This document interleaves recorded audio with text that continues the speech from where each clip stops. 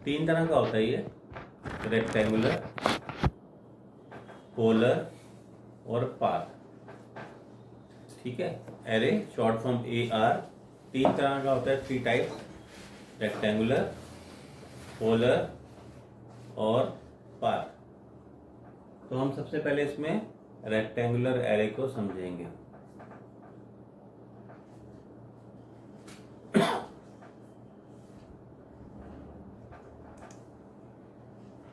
मैंने यहाँ पे एक रेक्टेंगल बनाया, इसका साइज भी मैंने दे दिया। इसको मैंने बनाया 2x1 का। ठीक है, ये रेक्टेंगल तैयार 2x1 का। मुझे ऐसे कई सारे रेक्टेंगल चाहिए, मतलब मुझे कई 100 कई 1000 चाहिए ऐसे। कॉपी कमांड से 2 4 5 10 बनाने हो तो कॉपी से कर लें, मगर हमें 500 1000 चाहिए होगा तो कॉपी में तो बहुत टाइम लग जाएगा। फिर हमारे पास कमांड है रेक्टेंगुलर एरे का। जो भी कमांड आप देते हो रेक्टेंगुलर एरे, ये आपसे कहते हैं सिलेक्ट ऑब्जेक्ट। हम यहाँ ऑब्जेक्ट को सिलेक्ट करेंगे और एंटर करेंगे। ठीक है, एंटर करते ही आपने देखा ऊपर जो थी कमांड की टूल बार्स वहाँ पे चेंज हो गई सेटिंग्स, और हमें कुछ ऐसा दिखाई देने लगा। ठीक, ये अब इसको समझते हैं। इधर आप देखो लिखा हुआ है रोज कॉलम्स 4। ये जो आप देख रहे हो इसको हम कहते हैं कॉलम्स। अभी कॉलम बढ़ा के मैंने 12 कर दिए, तो ये वाले कॉलम हो गए, वर्टिकल वाले कॉलम हो गए, और ये हॉरिजॉन्टल वाली अभी रोज कितनी है 3। मैंने 3 से बढ़ा के इसको 9 कर दिया। समझ आ गया? जो ये है ये तो है कॉलम, इसको बढ़ा के मैंने फिलहाल 14 कर दिया। और रोज ये है जो ये 9 दिखाई दे रही है, इनको रोज कहते हैं। रोज और कॉलम्स हमने यहाँ पे दे दिए, है ना। सीधी सी बात है, मैं सीधा वैल्यू कर सकता हूँ। मैंने अगर 14 और 10 दे दी तो 140 ऑब्जेक्ट बन जाएंगे ना फिर हमारी। ठीक, 140 ऑब्जेक्ट बन जाएंगे। फिर यहाँ पे लिखा हुआ है स्पेसिंग। ये जो है स्पेसिंग आप देख रहे हो, इनके बीच में सेंटर टू सेंटर स्पेसिंग होती है। फिलहाल ये 3 लिखी हुई है। अगर ये स्पेसिंग मैंने 1 कर दी तो आपने क्या देखा, ये ओवरलैपिंग हो गई, एक के ऊपर एक आ गए, क्योंकि 2 तो उसका खुद का साइज था। और अगर आपने 1 दे दिया ये तो एक के ऊपर एक आ जाएगा और इस तरह से रिजल्ट दिखाई देगा। अगर मैंने यहाँ पे 2 रख दिया तो ये इसको ठीक टच करता हुआ इसके साथ ज्वाइन करता हुआ दिखाई देगा, कुछ ऐसे। क्योंकि 2 तो उसका खुद साइज था ना, गैप तो आएगा ही नहीं ना बीच में, क्योंकि साइज 2 था तो 2 मिलते हुए बनाएगा, उसको टच करते हुए बनाएगा। ठीक है, और अगर हम यहाँ पर साइज सेंटर टू सेंटर का दे रहे हैं 3, तो इसने क्या किया, बीच में गैप मेंटेन कर लिया। कितने का गैप आ गया, 1 का, है ना। 2 साइजेस का खुद था, एक गैप हमने दे दिया, तो सेंटर से सेंटर मतलब सेंटर से दूरी यहाँ से लेके यहाँ तक की जो दूरी है, ये दूरी 3 की हो गई। ठीक है, ये वाली जो दूरी है ये 3 की हो गई। ठीक, सेंटर टू सेंटर स्पेस ये। चलो बाकी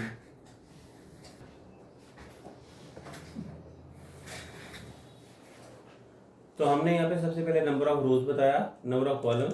अगर मैंने यहाँ पे 15 दे दिया तो 15 गुना में 10 मतलब 150 ऑब्जेक्ट बनेंगे हमारी। ठीक है, हमने ये जो दी सेंटर से सेंटर स्पेसिंग होती है, यहाँ से लेके यहाँ तक की दूरी, ये हमने भरी। ठीक, ऐसे ही कॉलम के लिए भी हमने यहाँ से लेके यहाँ तक की दूरी दी। ये हमने 3 दी थी, ये 1.5 दी थी, इसको मैं चेंज करके 2 करता हूँ। देखो स्पेसिंग आपको बदलती दिखाई देगी। ठीक है, ये हमने डिसाइड करना है कि हमें क्या स्पेसिंग रखनी है। तो जो ऑब्जेक्ट का साइज है उसके साथ में गैप को जोड़ दो और वही स्पेसिंग हमारी निकल कर आ जाएगी इसमें।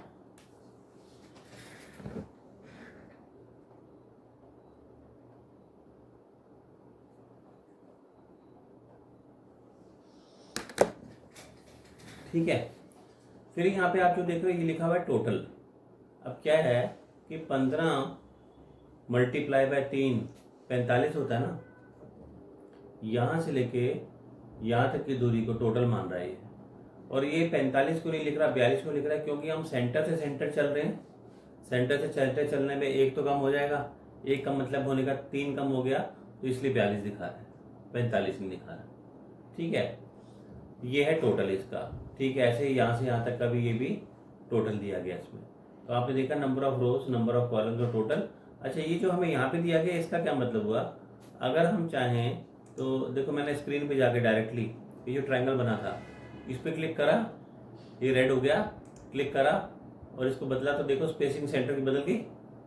अगर हम चाहें तो डायरेक्टली ऑन द स्क्रीन जाके भी सेंटर स्पेसिंग बदल सकते हैं। देखो मैंने बदली, ऐसे मैंने यहाँ पे भी जाके इस पर क्लिक किया, रेड हो गया। तो सेंटर स्पेसिंग डायरेक्टली वैल्यू भी दी जा सकती है और यहाँ से बदली भी जा सकती है। ठीक है, और ठीक उसी तरीके से क्या है, यहाँ पे अगर मैंने इसकी सेंटर स्पेसिंग 3 की दे दी, मान लो 3 की दे दी, ये 3 के हिसाब से आ रहा है। ये जो लास्ट में आप देख रहे हो इस पे रखा मैंने टोटल पे। अब मैंने इसको पीछे किया ना, जैसे जैसे आप इसकी स्पेसिंग कम करते जाओगे उतनी ही कॉलम कम होते जाएंगे। जैसे आप स्पेसिंग कम कर रहे हो ना 3 की, टोटल कम करोगे तो अपने आप कम हो जाएगा। तो टोटल जो है इन दोनों को मिलाने के बाद जो बनता है वो टोटल हो जाता है। अगर मान लो मैं बोलता हूँ कि मुझे 30 तक जाना है, तो आप यहाँ पे सीधा टोटल में 30 की वैल्यू भर दो, 30 के अंदर में जितने कॉलम आते होंगे वो अपने आप उसी हिसाब से एडजस्ट करके दे देगा। ठीक है, रोज, कॉलम्स और उनके बीच का डिस्टेंस, ये था। लेवल वाली बात हमारी 3D में काम आएगी, इसका भी 2D में कोई काम नहीं है, नंबर ऑफ लेवल्स का।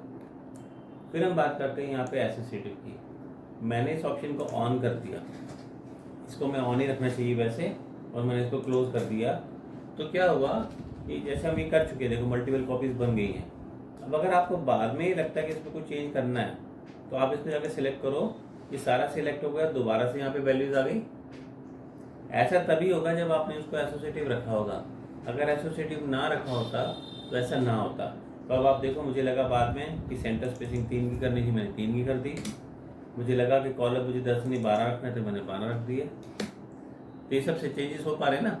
चेंजेस इसलिए हो पा रहे हैं क्योंकि आपने उसको एसोसिएटिव रखा था। अगर आपने एसोसिएटिव ना रखा होता तो चेंजेस ना हो पाते।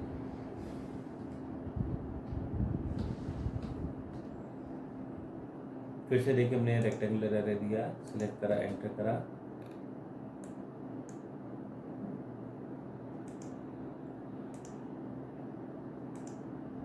आपकी बारी में एसोसिएटिव देखो ऑन ऐसे होता है और ऑफ ऐसे होता है। फिलहाल एसोसिएटिव ऑफ है। जब ये ऑफ है और मैंने इसको लेके अप्लाई कर दिया, तो अब आप देखो मैं इसको सिलेक्ट कर रहा हूँ तो कुछ हो नहीं रहा, अलग अलग रेक्टेंगल सिलेक्ट हो रहा है। तो जैसा हम चाहें वैसा हम कर सकते हैं। ठीक है, वैसा आप इसमें कर सकते हो। वैसे आप रेक्टेंगुलर एरे को एक्सप्लोड भी कर सकते हो, बाद में अगर तोड़ना चाहो तो बाद में भी कर सकते हैं, मगर ये एसोसिएटिव का मतलब हुआ। कमांड दिया, सिलेक्ट करा। अब की बात देखो, मैंने क्या किया, सीधा यहाँ से टोटल पे गए, मैंने क्लिक करा। जैसे जैसे मैं उसको 3 का स्पेस बढ़ाता जा रहा हूँ उसमें एक एक और कॉलम ऐड होता जा रहा है। ऐसे ही जैसे मैं यहाँ पे भी टोटल में डेट का स्पेस बढ़ाता जा रहा हूँ, रोज ऐड होती जा रही है। इसमें एक जगह बेस पॉइंट भी लिखा हुआ है, बेस पॉइंट भी लिखा हुआ है इसमें। तो बेस पॉइंट पे क्या होता है,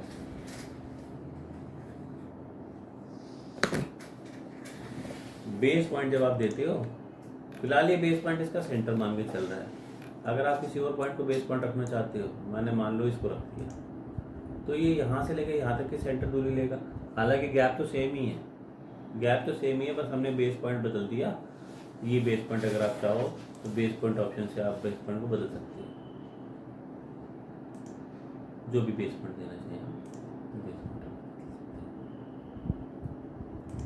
ठीक है जी, तो एक ऑब्जेक्ट बना ली और उसकी इतनी सारी कॉपीज बन गई। बहुत पावरफुल कमांड है ये, हमारे कई कई घंटों का काम भी कुछ मिनटों के अंदर में कर सकता है। ठीक है,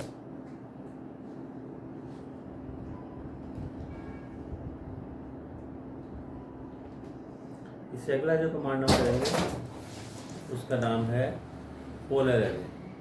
पोलर एरे में क्या होता है, हम राउंड ऑब्जेक्ट बनाते हैं।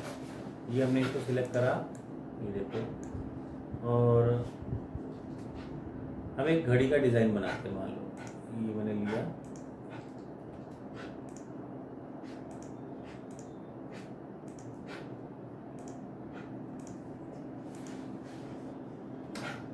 ये मैंने बना दिया।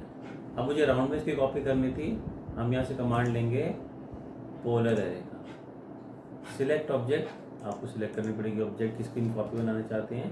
फिर इसने कहा सेंटर पॉइंट ऑफ एरे बताओ। अब सेंटर पॉइंट मैंने क्या किया, इस सर्कल का सेंटर ले लिया ये, जिसे आप सेंटर मानोगे उसके हिसाब से ये करेगा। इसमें इधर देखो ऊपर लिखा है नंबर ऑफ आइटम्स, घड़ी में तो 12 सुई होती है, तो हमने यहाँ पे 12 दे दिया और एंटर कर दिया, तो 12 आ गए। अभी आपने 360 डिग्री का एंगल लिया तो ये फुल के ऊपर अप्लाई कर रहा है। अगर मैं इसको 180 कर दूं तो ये हाफ पे अप्लाई करेगा।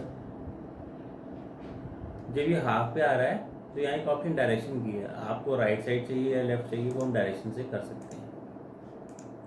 मगर डायरेक्शन ऑप्शन तब काम करता है जबकि आपने 360 से कम का एंगल दिया हो। अगर हमने 360 का एंगल दिया फिर डायरेक्शन का कोई मतलब नहीं रह जाता। ठीक है, ये हो गया। अच्छा, अगर आप कहते हो कि नहीं हम तो अपने हिसाब से लेंगे, हमने क्या किया, यहाँ पे नंबर ऑफ आइटम 12 दी थी, इनके बीच में एंगल देखो 30 इसने खुद कैलकुलेट कर लिया। मैंने 30 की जगह यहाँ पे एंगल दे दिया 15 का, तो क्या हुआ 15 के एंगल में उसने 15 डिग्री का एंगल इन ऑब्जेक्ट्स के बीच में रख दिया और टोटल जितना था वो उसने अपने आप कवर कर लिया। ये टोटल एंगल हो गया ना। ये देखो अगर मैं चेक करके दिखाऊँ आपको तो 15 डिग्री था ये वाला एंगल, ये था 15 डिग्री का एंगल। अगर हमें कभी ड्राइंग में ऑब्जेक्ट के बीच का एंगल दिया जाएगा तो हम इसको जाएंगे इस तरीके से। फिर से देखो पोलर एरे कमांड दी हमने, सिलेक्ट करा, एंटर करा, इसे सेंटर पॉइंट पूछा तो आपने सेंटर पॉइंट बता दिया। नंबर ऑफ आइटम्स हम यहाँ पे दे, आप चाहो तो नंबर ऑफ आइटम्स दे दो और टोटल एंगल बता दो, वो अपने आप उसका एंगल निकाल लेगा उसको डिवाइड करके।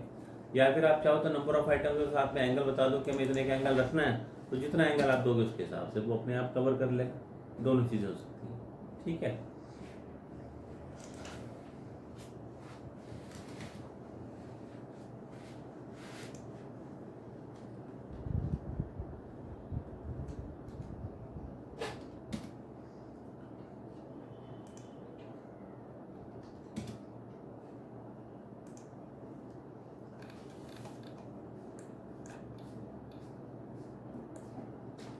यहाँ हमारे पास इसमें रोज का ऑप्शन भी है। रोज में 1 लिखा था, मैंने इसको चेंज करके देखो 3 कर दिया। तो अब आप देखेंगे कि इसके बाहर 3 एरोज दिखाई देने लगे हमें। ठीक है, ये देखो मैंने मैसेज किया था, इसको बाहर कर दो।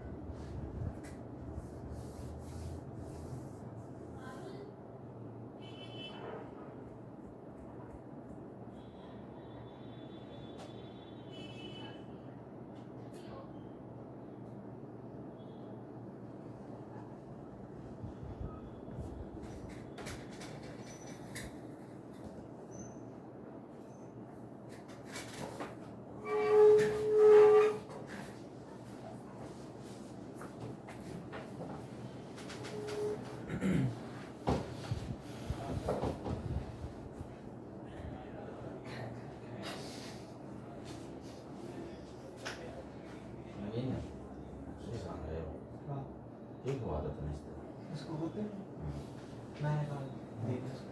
बस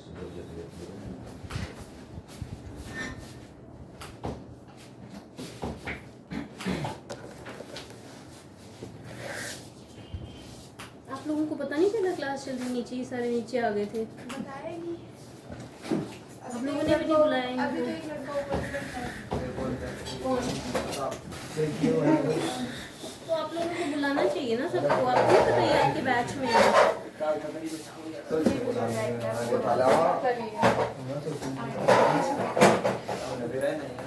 इधर रख लो, बाहर बाबू घर से दिखता नहीं है।